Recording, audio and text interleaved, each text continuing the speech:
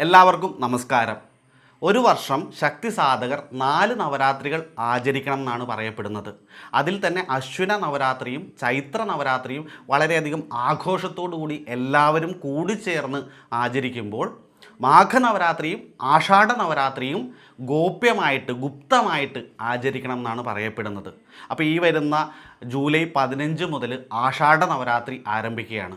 ഒരുപാട് പേര് ചോദിക്കുകയുണ്ടായി, ആഷാഢ നവരാത്രിയുടെ പ്രത്യേകത എന്താണ്, അതിനെ വാരാഹി ഗുപ്ത നവരാത്രി എന്ന് വിളിക്കുന്നത് എന്തുകൊണ്ടാണ്, ഇതെങ്ങനെയാണ് ആചരിക്കേണ്ടത്, സാധാരണക്കാർക്ക് ഈ നവരാത്രി എങ്ങനെ ഉപാസിക്കണം അല്ലെങ്കിൽ ഈ നവരാത്രി എങ്ങനെ ആചരിക്കണം എന്നുള്ളത് പറഞ്ഞു തരണം എന്നൊക്കെ ചോദിക്കുകയുണ്ടായി.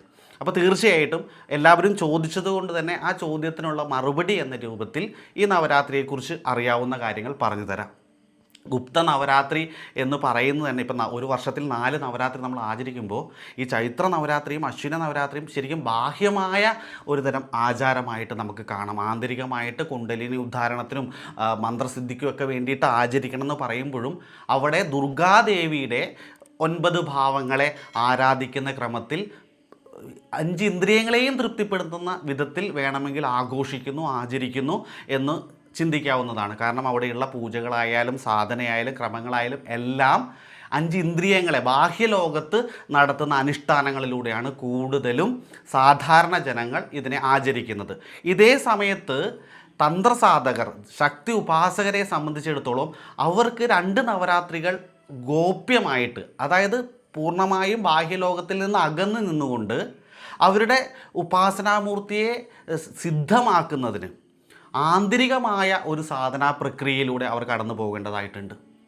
അതിന് കൃത്യമായി ഗുരു ഉപദേശത്തോടു കൂടി മന്ത്രസാധന ചെയ്യുന്നവർക്ക് എന്തെല്ലാമാണ് ആ സമയത്ത് ചെയ്യേണ്ടതെന്നും അതെന്തുകൊണ്ടാണ് ഗോപ്യമായിട്ട് ആചരിക്കണമെന്ന് പറയുന്നതും എന്നും മനസ്സിലാക്കാൻ സാധിക്കും. സാധാരണ ജനങ്ങളെ സംബന്ധിച്ചിടത്തോളം നമുക്കത് മനസ്സിലാക്കേണ്ടത് അത് എത്രത്തോളം രഹസ്യമായിട്ട് നമ്മൾ ആചരിക്കുന്നു. രഹസ്യം എന്ന് പറയുമ്പോൾ പൂർണ്ണമായും എല്ലാത്തിൽ നിന്നും മാറി നിന്നുകൊണ്ട് ഇവിടെ നമ്മൾ നമ്മുടെ സ്പേസ് കണ്ടെത്തി അവിടെ ഇരുന്നു കൊണ്ട് നമ്മുടെ മന്ത്രത്തെ, നമ്മുടെ ദേവതയെ സാധന ചെയ്യുന്നതാണ് ഈ ഗുപ്ത നവരാത്രി കൊണ്ട് ഉദ്ദേശിക്കുന്നത്. അതൊരു ആന്തരിക യാത്രയായിട്ടാണ് പറയുന്നത്. നമ്മുടെ തടസ്സങ്ങളെ എല്ലാം മാറ്റിക്കൊണ്ട് നമ്മുടെ ലക്ഷ്യം എന്താണോ അങ്ങോട്ട് ഉയരുന്നതിന് വേണ്ടി നമ്മളിൽ തടസ്സം നിൽക്കുന്ന എല്ലാ കാര്യങ്ങളെയും ഈ സാധനാക്രമം പൂർണ്ണമായും മാറ്റിത്തരും. നമുക്ക് വേണ്ട നേട്ടങ്ങളെ തരിക മാത്രമല്ല, മോക്ഷം ആഗ്രഹിക്കുന്നയാൾക്ക് ആ പന്ഥാവിലേക്ക്, അവിടേക്ക് ഉയർന്നു പോകുന്നതിന് വേണ്ടിയുള്ള സിദ്ധികൾ വരെ ഈ ദിവസങ്ങളിലെ സാധന കൊണ്ട് നേടിയെടുക്കാൻ സാധിക്കും. ഇതിനെ എത്രത്തോളം ശ്രദ്ധയോടുകൂടി, എത്രത്തോളം ഗോപ്യമായിട്ട്, എത്രത്തോളം ഗുപ്തമായിട്ട് നമുക്ക് ആചരിക്കാൻ സാധിക്കും. ഈ ഗുപ്തത എന്ന് പറയുമ്പോൾ ഒരു ഒളിച്ചിരിക്കലിൻ്റെ അപ്പുറത്തേക്ക് നമ്മൾ നമ്മുടെ ബാഹ്യലോകത്തിൽ നിന്ന് ആന്തരികമായ നമ്മുടെ ഉള്ളിലേക്കുള്ള ശ്രദ്ധയിലേക്ക്, നമ്മുടെ ഉള്ളിലേക്കുള്ള യാത്രയിലേക്ക് ആണ് ഇവിടെ ശ്രമം നടത്തേണ്ടത്. ദേവതയെ നമ്മുടെ ഉള്ളിൽ നമ്മൾ കാണാൻ സാധിക്കണം. നമ്മുടെ ബോധത്തിൽ നിന്ന് നമുക്കതിനെ വെളിപ്പെടുത്തി എടുക്കേണ്ടതായിട്ട് വരുന്നൊരു പ്രോസസ്സായിട്ട് വേണമെങ്കിൽ ഈ സാധനാക്രമത്തെ പറയാം. ഈ സമയത്ത് ദേവിയുടെ വ്യത്യസ്ത ഭാവങ്ങളെ, ഇവിടെ ചൈത്ര നവരാത്രിയിലും അശ്വന നവരാത്രിയിലും നമ്മൾ ദുർഗാദേവിയുടെ 9 ഭാവങ്ങളെയാണ് ആരാധിക്കുന്നത് എങ്കിൽ ഇവിടെ ഈ 2 മാഘനവരാത്രിയിലും ആഷാഢ നവരാത്രിയിലും ദശമഹാവിദ്യകളെയാണ് ഭാരതത്തിൽ എല്ലായിടത്തും തന്നെ നമ്മൾ ആരാധിക്കുന്നതായിട്ട് കാണുന്നത്.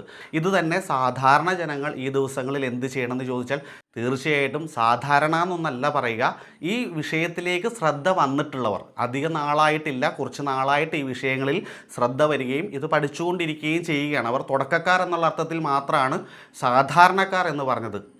അല്ലാതെ അസാധാരണത്വം മറ്റുള്ളവർക്കുണ്ട് എന്നുള്ള അർത്ഥത്തിലല്ല. എല്ലാവരും ദേവിയുടെ മുമ്പിൽ ഒരുപോലെ തന്നെയാണ്.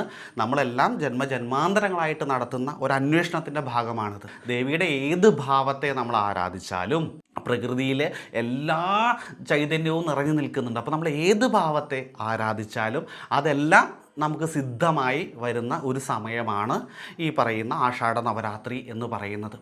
അപ്പോൾ വളരെ ശ്രദ്ധയോടുകൂടി എല്ലാവർക്കും ചെയ്യാവുന്നതാണ്. ഇതിൻ്റെ ഗുണങ്ങളെക്കുറിച്ച് ചോദിച്ചു കഴിഞ്ഞാൽ സാധാരണ ജനങ്ങളെ സംബന്ധിച്ചിടത്തോളം അവർക്ക് ദേവതയുടെ ഭൗതികമായ അനുഗ്രഹങ്ങൾ നേടിയെടുക്കുന്നതിന് ഏറ്റവും ഉത്തമമായ സമയമാണ്. നമ്മൾ വളരെ ശ്രദ്ധയോടുകൂടി നമ്മൾ ദേവിയെ ഭക്തിയോടുകൂടി ഉപാസിച്ചു കഴിഞ്ഞാൽ, ഓരോ ദേവീഭാവത്തിലൂടെ കടന്നു പോകുമ്പോഴും നമ്മുടെ ജീവിതത്തിൽ ഉണ്ടായിട്ടുള്ള വ്യത്യസ്തങ്ങളായിട്ടുള്ള കെട്ടുകളെ, തടസ്സങ്ങളെ ഇല്ലാതാക്കാനും നമുക്ക് ലഭിക്കാതെ പോയതിനെ നേടാനും എല്ലാം ഉത്തമമായ സമയമാണ്. ആ അനുഗ്രഹം കിട്ടിക്കഴിഞ്ഞാൽ തീർച്ചയായിട്ടും എവിടെയാണോ നമ്മൾ നിന്ന് പോയിട്ടുള്ളത്, ഇപ്പം നമ്മളെല്ലാവരും ആ പരാശക്തിയിലേക്ക് അല്ലെങ്കിൽ ആ മോക്ഷാവസ്ഥയിലേക്കുള്ള യാത്രയിലാണെങ്കിൽ നമുക്കൊക്കെ ഒരുപാട് തടസ്സങ്ങൾ കൊണ്ടായിരിക്കും ഇന്ന് നമ്മൾ അനുഭവിക്കുന്ന പല ദുരിതങ്ങളും ദുരന്തങ്ങളും നമ്മൾ അനുഭവിച്ചുകൊണ്ടിരിക്കുന്നത്. അപ്പോൾ അതിൽ നിന്നെല്ലാം രക്ഷപ്പെടണമെങ്കിൽ പരാശക്തിയുടെ ഇടപെടൽ ഉണ്ടായേ സാധിക്കുകയുള്ളൂ. മഹാമായയുടെ അനുഗ്രഹം ഉണ്ടെങ്കിലേ ഈ മായയിൽ നിന്ന് നമുക്ക് രക്ഷപ്പെടാൻ സാധിക്കുകയുള്ളൂ. അപ്പോൾ അതിനു വേണ്ടിയിട്ട് ആചാര്യന്മാർ വ്യത്യസ്തങ്ങളായിട്ടുള്ള സാധനാക്രമങ്ങളും ഉപാസനാക്രമങ്ങളും പറഞ്ഞിട്ടുണ്ട്. പ്രത്യേക സമയങ്ങളിൽ അത് കൂടുതൽ ശക്തമായിട്ട് നമുക്ക് ഉപകരിക്കുകയും ചെയ്യും. അങ്ങനെ വളരെ ശക്തമായിട്ട് നമ്മുടെ ഉപാസനയെ ഭക്തിയെ ഉപയോഗിക്കാൻ പറ്റുന്ന ഒരു സമയമാണ് ഈ ആഷാഢ നവരാത്രി എന്ന് പറയുന്നത്. അപ്പോൾ ഏത് ദേവീഭാവത്തെ ആയാലും നമ്മൾ ഭക്തിയോടുകൂടി ആരാധിച്ചാൽ മതി. ഭക്തിയോടുകൂടി ശ്രദ്ധയോടുകൂടി ആരാധിച്ചാൽ നമുക്ക് നമ്മുടെ ആഗ്രഹം എന്താണോ അത് സാധിച്ചു തരുന്നതിന് വേണ്ടിയിട്ട്, നമ്മുടെ മുമ്പോട്ടുള്ള യാത്രയെ സുഗമമാക്കുന്നതിന് വേണ്ടിയിട്ട് അത് സഹായിക്കുക തന്നെ ചെയ്യും. ചിലർക്കത് കടം മാറ്റുന്ന രീതിയിലായിരിക്കും, ചിലർക്കത് വിദ്യാഭ്യാസം നേടുന്ന രീതിയിലായിരിക്കും, ചിലർക്ക് എന്തെങ്കിലും ഇഷ്ടപ്പെട്ട സാധനങ്ങളെ നേടിയെടുക്കുന്നത് അല്ലെങ്കിൽ അവരുടെ ഒരു യോഗ്യത ഒരു പടി ഉയർത്തുന്ന തരത്തിലായിരിക്കാം, ഒരു അപകടത്തിൽ നിന്ന് രക്ഷപ്പെടുന്നതായിരിക്കാം, ഒരു ശത്രു ഉള്ളതുകൊണ്ട് എനിക്ക് മുമ്പോട്ട് പോകാൻ പറ്റാത്തതാണെങ്കിൽ അതാവാം. ഇന്നത് എന്നൊന്നുമില്ല. ഇന്ന കാര്യത്തിന് വേണ്ടി മാത്രമായിട്ട് ദേവിയെ ഉപാസിക്കണം അല്ലെങ്കിൽ ഈ പറയുന്ന നവരാത്രി ആചരിക്കണം അങ്ങനെയൊന്നുമില്ല. നമ്മളെല്ലാവരും ഒരേ ലക്ഷ്യത്തിലേക്കുള്ള യാത്രയാണ്. പല ഘട്ടങ്ങളിലായിട്ടാണ് നമ്മൾ നിൽക്കുന്നതെന്ന് മാത്രം. ചിലരെല്ലാം ആത്മീയമായിട്ട് പല അറിവുകൾ നേടി തടസ്സങ്ങളെല്ലാം മാറ്റി മുമ്പിൽ പോകുമ്പോൾ നമ്മളെല്ലാം ഒരുപക്ഷെ കുറച്ച് പുറകിലായിരിക്കാം. കാരണം ഭൗതികമായ പല കെട്ടുപാടുകളിൽ ആ കയറിൽ കുടുങ്ങിക്കിടക്കുന്നവരായിരിക്കാം. അതുകൊണ്ട് തന്നെ നമ്മുടെ യാത്ര വളരെ പതുക്കെയായിട്ടുണ്ട്. അപ്പോൾ എല്ലാവരും ഒരേ ലക്ഷ്യത്തിലേക്ക് തന്നെ ആയതുകൊണ്ട് ഇവിടെയും നമുക്ക് ദേവിയെ ഉപയോഗിക്കാം. ആ തലത്തിലുള്ളവർക്ക് വേണ്ടി മാത്രം പറഞ്ഞിട്ടുള്ളതല്ല ദേവി ഉപാസന. ഇവിടെയും കൃത്യമായി ദേവിയെ വിളിച്ചാൽ നമ്മുടെ ഭൗതിക ജീവിതത്തിൽ നമുക്ക് തടസ്സമായി നിൽക്കുന്ന എല്ലാത്തിനെയും നമുക്ക് മാറ്റിയെടുക്കാൻ സാധിക്കും. അപ്പോൾ ആഷാഢ നവരാത്രി അല്ലെങ്കിൽ ഏത് നവരാത്രി ആയാലും അതിന് വ്യക്തമായ ലക്ഷ്യമുണ്ട്. ദേവിയുടെ അനുഗ്രഹം നേടലാണ്, നമ്മുടെ ജീവിതത്തെ മുമ്പോട്ട് നയിക്കുന്നതിന് വേണ്ടിയുള്ള തടസ്സങ്ങളെ ഇല്ലാതാക്കലാണ്. അതിന് നമ്മുടെ ഉള്ളിലുള്ള ചൈതന്യം ഉണർന്നേ പറ്റുള്ളൂ. അതിനെ എന്താണോ താഴ്ത്തി നിർത്തിയിരിക്കുന്നത്, എന്തെല്ലാമാണോ അതിനെ കെട്ടിവരിഞ്ഞിരിക്കുന്നത്, ഏതൊക്കെ ആസുരികതയാണോ അതിനെ പിടിച്ചു വെച്ചിരിക്കുന്നത്, അതിനെയെല്ലാം ഉന്മൂലനം ചെയ്യാനായിട്ട് ദേവീശക്തി നമ്മുടെ ഉള്ളിൽ ആവിർഭവിക്കണം. ഈ ആവിർഭാവത്തിലൂടെ ആ ദേവിയുടെ ഇടപെടലിലൂടെ നമ്മുടെ എന്തെല്ലാം തടസ്സങ്ങളാണോ നമുക്കുള്ളത് അതിനെ മാറ്റിത്തരും. ഇത് തന്നെയാണ് നവരാത്രി ആചരണത്തിൻ്റെ ഒരു തത്വമായിട്ട് എടുക്കാവുന്നത്. ഇവിടെ നമ്മൾ തീർച്ചയായിട്ടും സാധിക്കുന്നത് പോലെ ദേവിയെ ഉപാസിക്കുന്നതിന് വേണ്ടി തയ്യാറായാൽ മാത്രം മതി. ഇപ്പോൾ ഇവിടെ മറ്റൊരു ചോദ്യം വരുന്നത്, വാരാഹി ഗുപ്ത നവരാത്രി എന്ന് എന്തുകൊണ്ടാണ് ഈ നവരാത്രിയെ പറയുന്നത്? അങ്ങനെയും പറഞ്ഞു കേട്ടല്ലോ എന്ന്. വാരാഹി ഗുപ്ത നവരാത്രി എന്ന് പറയുമ്പോൾ ഇവിടെ പ്രത്യേകിച്ച് ലളിതാംബികേനെ അല്ലെങ്കിൽ ശ്രീവിദ്യാക്രമത്തിൽ സാധന ചെയ്യുന്നവർ, മഹാത്രിപുര സുന്ദരിയെ ഉപാസിക്കുന്നവരെല്ലാം ദേവിയുടെ ആ ഭണ്ഡാസുരനുമായുള്ള യുദ്ധസമയത്ത് വാരാഹി ദേവിയുടെ ഒരു ആവിർഭാവത്തെപ്പറ്റി കേട്ടിട്ടുണ്ടാവുമല്ലോ. കാരണം ദേവിയുടെ സർവ്വ സൈന്യത്തെയും കൺട്രോൾ ചെയ്യുന്ന സർവ്വ സൈന്യാധിപയായ വാരാഹി ദേവി, ഈ സേനാധിപയുടെ അനുവാദമില്ലാതെ ഇവിടെ ഒന്നും ചലിക്കുക പോലുമില്ല. ആ സൈന്യത്തെ മുഴുവൻ, ഈ സൈന്യമാണ് നമ്മുടെ ആത്മസാക്ഷാത്കാരത്തിന് വേണ്ടി പ്രവർത്തിക്കുന്നവർ. നമ്മുടെ തടസ്സങ്ങളെ ഇല്ലാതാക്കാൻ വേണ്ടിയിട്ട് യുദ്ധം ചെയ്യാൻ പോകുന്നത് ഈ ശക്തികളാണ്. നമ്മുടെ ആത്മജ്ഞാനത്തിലേക്കോ മോക്ഷത്തിലേക്കോ എന്തെല്ലാം കാര്യത്തിലേക്ക് നമുക്ക് പോകണമെങ്കിലും നമ്മുടെ ഉള്ളിലുള്ള ഭണ്ഡാസുരന്മാരെ വധിക്കാൻ വേണ്ടി പരാശക്തി യുദ്ധത്തിന് വേണ്ടിയിട്ട് നമ്മളിൽ ആവിർഭവിക്കുമ്പോൾ അവിടെ തീർച്ചയായിട്ടും വരാഹിയെ പോലെയുള്ള ഒരു സേനാധിപതി എല്ലാത്തിനെയും നിയന്ത്രിച്ചുകൊണ്ട് മുമ്പിലുണ്ടാവും. അവിടെ ദേവി 9 ഭാവങ്ങളിൽ, വരാഹി തന്ത്രമൊക്കെ പറയുന്നതനുസരിച്ച് 9 ഭാവങ്ങളിൽ ദേവി യുദ്ധത്തിന് വേണ്ടി തയ്യാറാകുകയുണ്ടായി. ദേവിയുടെ ആ 9 ഉഗ്രഭാവങ്ങളെ ഈ നവരാത്രി ദിവസങ്ങളിൽ ഉപാസിക്കുന്നത് ആരാധിക്കുന്നതാണ് വാരാഹി ഗുപ്ത നവരാത്രി എന്നുള്ള രീതിയിൽ എടുക്കുമ്പോഴുള്ളത്. ശ്രീവിദ്യാക്രമത്തിൽ ഉപാസന ചെയ്യുന്നവർക്ക് അവരുടെ ഗുരു ഉപദേശം അനുസരിച്ച് ദേവിയുടെ 9 ഭാവങ്ങൾ അല്ലെങ്കിൽ 9 ദിവസം ദേവിയെ എങ്ങനെ ഉപാസിക്കണം എന്നൊക്കെ വ്യക്തമായിട്ട് പറഞ്ഞു കൊടുക്കുന്നുണ്ട്. അങ്ങനെയല്ലാതെ വാരാഹി തന്ത്രത്തിൽ നോക്കിയാൽ അവിടെയും വ്യത്യസ്തങ്ങളായിട്ടുള്ള 9 ഭാവങ്ങളെ കാണാൻ സാധിക്കും. ലഘു വരാഹി മുതൽ മഹാവരാഹി വരെയുള്ള 9 ഭാവങ്ങളെ 9 ദിവസങ്ങളിൽ ആരാധിക്കുന്നതും, അങ്ങനെ അല്ലാതെ ദേവിയുടെ ഉഗ്രഭാവങ്ങളെ മാത്രം എടുത്തുകൊണ്ട് ആരാധിക്കുന്നതും. വരാഹി ദേവിയും ഈ പറയുന്ന അംഗദേവതയായി ലളിതാംബികയുടെ അംഗദേവതയായിട്ട് വരുന്ന ക്രമത്തിൽ ശ്രീവിദ്യയിൽ ഉപാസിക്കുന്നവരും, അതല്ലാതെ വരാഹി ദേവിയെ മുഖ്യദേവിയായി കണ്ടുകൊണ്ട് വരാഹി തന്ത്രം ഉൾപ്പെടെയുള്ള മാർഗത്തിൽ ഉപാസന ചെയ്യുന്നവർക്ക് വരാഹി ദേവിയാണ് അവരുടെ പ്രധാന ദേവതയായിട്ട് വരുന്നത്. അവർക്ക് വ്യത്യസ്തങ്ങളായ തരത്തിലുള്ള സാധനാക്രമങ്ങളും ഈ നവരാത്രി സമയത്ത് പറയുന്നുണ്ട്. ഒരു സമ്പ്രദായം അല്ല ഉള്ളത്. ഇപ്പോൾ വാരാഹി തന്ത്രത്തെ പ്രാധാന്യത്തോടെ എടുത്തുകൊണ്ട് അതിൽ പറയുന്ന കർമ്മങ്ങളിലൂടെ കടന്നുപോയാൽ അവിടെ മോക്ഷം മാത്രമല്ല, അവിടെ ഭൗതിക നേട്ടങ്ങൾക്ക് വേണ്ടിയിട്ടുള്ള ദേവിയുടെ വ്യത്യസ്ത ഭാവങ്ങളെ ആരാധിക്കുന്ന, ഉപാസിക്കുന്ന, പൂജിക്കുന്ന ക്രമങ്ങളുണ്ട്. അവിടെ സിദ്ധികൾക്ക് പ്രാധാന്യം നൽകുന്നു, ആഗ്രഹ പൂർത്തീകരണത്തിന് പ്രാധാന്യം നൽകുന്നു, ശത്രുവിനെ ഇല്ലാതാക്കുന്നതിന്, ആ ശത്രു എന്തുമായിക്കോട്ടെ അതിനെല്ലാം ഇല്ലാതാക്കുന്ന ക്രമമൊക്കെ അതിലൂടെ പറയുന്നുണ്ട്. ആഗ്രഹ സാധ്യത എന്ന് പറയണതിൽ തന്നെ വ്യത്യസ്തങ്ങളായിട്ടുള്ള, അതിൽ വശ്യം വരാം, അല്ലെങ്കിൽ ആരെങ്കിലും ഇല്ലായ്മ ചെയ്യുന്ന കിരാതമായ കർമ്മങ്ങൾ വരെയുണ്ട്. അപ്പോൾ ആ ഒരു ക്രമത്തിൽ ദേവിയെ വ്യത്യസ്ത ഭാവങ്ങളിൽ ആരാധിക്കുന്ന കാര്യങ്ങളാണ് വാരാഹി തന്ത്രം പറയുന്നത്. അവിടെ ദേവിയുടെ ഉഗ്രമായ നിരവധി ഭാവങ്ങൾ കാണാം. ഇനി അങ്ങനെയല്ലാതെ ദേവിയെ മോക്ഷദായികയായിട്ട് ഈ പറയുന്ന ശ്രീവിദ്യാക്രമത്തിലൊക്കെ പോകുന്നവർക്ക് ആ മഹാവിദ്യയെ അതായി മാറാനാണല്ലോ ശ്രമിക്കുക. അപ്പോൾ അതിലേക്ക് ഉയർത്തുന്നതിന് വേണ്ടിയിട്ട്, അവരിലെ ചലനങ്ങൾ സംഭവിച്ച് അവരുടെ കുണ്ടലിനെ ഉയർത്തി അവരുടെ ലക്ഷ്യത്തിലെത്തിക്കുന്നതിന് വേണ്ടിയിട്ട് ദേവിയുടെ വ്യത്യസ്ത ഭാവങ്ങൾ, ദേവി ചെയ്യുന്ന വ്യത്യസ്ത ജോലികൾ ചെയ്യുമ്പോൾ ദേവി വ്യത്യസ്ത ഭാവങ്ങളിൽ ആകുന്നു എന്ന് നമ്മൾ ചിന്തിച്ചാൽ ആ ഭാവത്തിലുള്ള ഉപാസന കൊണ്ട് സാധ്യമാകും. അപ്പോൾ ഇതിനെല്ലാം പ്രകൃതി ഏറ്റവും അനുകൂലമായി നിൽക്കുന്ന, നമ്മുടെ ഒരു വർഷത്തെ നമ്മൾ 4 കഷ്ണങ്ങളായിട്ട് മുറിച്ചാൽ അതിൽ ഓരോ സമയത്തും പ്രത്യേകമായി ശക്തിയുടെ ഊർജം കൂടുതൽ ഒരു മനുഷ്യന് അല്ലെങ്കിൽ ജീവജാലങ്ങൾക്ക് ഉപയോഗപ്പെടുത്താൻ പറ്റുന്ന സമയം, ആ സമയത്തെയാണ് നവരാത്രികളായിട്ട് തിരിച്ചിരിക്കുന്നതെന്ന് വിചാരിക്കൂ. അപ്പോൾ ഇവിടെ ആഷാഢ നവരാത്രി, ഗുപ്ത നവരാത്രി, ആഷാഢഗുപ്ത നവരാത്രി, വാരാഹി ഗുപ്ത നവരാത്രി എന്നൊക്കെ പറയുമ്പോൾ അങ്ങനെയുള്ള ആ ഊർജത്തെ, ആ ശക്തിയെ കൂടുതൽ അറിയുന്നതിന്, ആ ശക്തിയിലൂടെ നമ്മുടെ മാർഗതടസ്സങ്ങളെ ഇല്ലാതാക്കുന്നതിന്, ആ ശക്തിയിലൂടെ ഉയരുന്നതിനുള്ള ഒരു ഉത്തമ സമയമായിട്ടാണ് നമ്മളിതിനെ കാണേണ്ടത്. എനിക്ക് പ്രത്യേകിച്ച് മന്ത്രങ്ങളൊന്നും അറിയില്ലല്ലോ, അപ്പോൾ എങ്ങനെയാണ് ഞാൻ ദേവിയെ ഈ സമയത്ത് ഉപാസിക്കേണ്ടതെന്നൊക്കെ ചോദിക്കുകയുണ്ടായി. അപ്പോൾ തീർച്ചയായിട്ടും ദേവിയുടെ നാമമന്ത്രങ്ങൾ മാത്രം ജപിച്ചാൽ പോലും അത് ഫലപ്രദമാണ്. ഇപ്പോൾ വരാഹി ദേവിയാണ് നിങ്ങൾ സാധന ചെയ്യുന്നതെങ്കിൽ, അത് ഗോപ്യമായിട്ടാണെങ്കിൽ ഒരു ഗുരു ഉണ്ടെങ്കിൽ തീർച്ചയായിട്ടും ആ ഗുരു നിങ്ങൾക്ക് കൃത്യമായ ഉപദേശം തരും.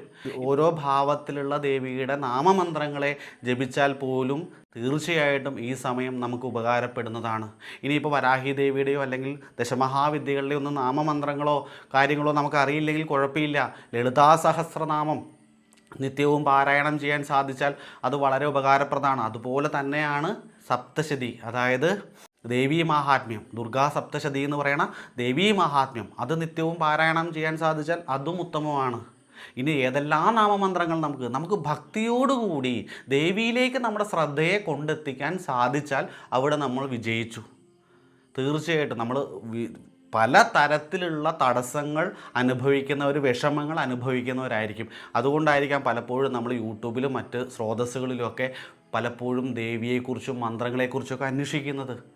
അടിസ്ഥാനപരമായ ഒരു വിശ്വാസത്തോടു കൂടി നമ്മൾ എന്ത് ചെയ്താലും വിശ്വാസത്തോടു കൂടി ചെയ്യൂ എന്ന് മാത്രമേ ഇവിടെ പറയാൻ സാധിക്കുകയുള്ളൂ. നിങ്ങൾ ദേവിയോടുള്ള ഭക്തിയോടുകൂടി ദേവിയെ ആരാധിക്കൂ. വലിയ മന്ത്രങ്ങളുടെ പുറകെയൊന്നും പോകണമെന്ന് പറയുകയല്ല. മന്ത്രങ്ങളൊക്കെ ഗുരു ഉപദേശത്തോടു കൂടി ലഭിച്ചാൽ ഉത്തമമാണ്, അല്ലെങ്കിൽ മറ്റു സ്രോതസ്സുകളിൽ നിന്ന് ലഭിച്ചാലും കൊള്ളാം എന്ന് വിചാരിക്കുക പോലും മന്ത്രത്തിൻ്റെ അപ്പുറത്തേക്ക് നമ്മുടെ ശ്രദ്ധ ദേവിയിലേക്ക് എത്തട്ടെ. ഏത് ഭാവത്തെ ഉപാസിച്ചാലും വരാഹി ദേവിയൊക്കെ ഏറ്റവും ചൈതന്യത്തോടു കൂടി അനുഗ്രഹിക്കുന്ന സമയമാണ്. അതുകൊണ്ട് തന്നെ ഇപ്പോൾ വരാഹി ദേവിയുടെ ആരാധനയിലേക്കൊക്കെ നിരവധി പേർ എത്തിയിട്ടുണ്ട്. അപ്പോൾ അവരോടൊക്കെ ഞാൻ പറയുന്നത്, നിങ്ങളുടെ ആവശ്യം എന്തുമായിക്കോട്ടെ, നിങ്ങൾക്ക് ഭക്തിയോടുകൂടി ദേവിയെ ഉപാസിക്കാൻ സാധിക്കും. ഇത് മോക്ഷം ആഗ്രഹിക്കുന്നവർക്ക് വേണ്ടി മാത്രം പറയുകയല്ല കേട്ടോ. ദേവതാഭാവങ്ങളെല്ലാം തന്നെ സാക്ഷാൽ പരാശക്തിയിൽ നിന്ന് ആവിർഭവിച്ചിട്ടുള്ളതാണ്, അല്ലെങ്കിൽ ആ ഒരു ശക്തിയുടെ തന്നെ വ്യത്യസ്ത ഭാവങ്ങളാണ്. നമ്മൾ ഏത് ഭാവത്തിൽ ഉപാസിച്ചാലും നമ്മുടെ ശ്രദ്ധ ഭക്തി കൃത്യതയോടുകൂടി ഉള്ളതാണെങ്കിൽ നമ്മുടെ ഹൃദയത്തിലേക്കല്ലേ ഈശ്വരൻ നോക്കുക.